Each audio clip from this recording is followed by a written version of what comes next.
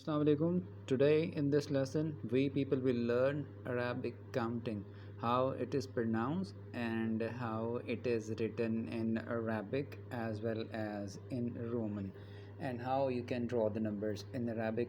I'll also tell you in this video.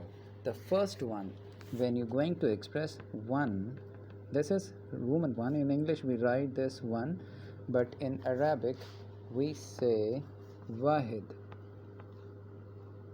and mathematically in Arabic it is written 1 like as.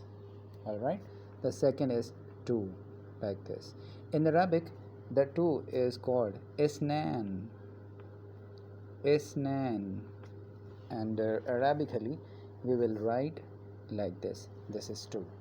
After that 3. In Arabic the 3 is called salasa.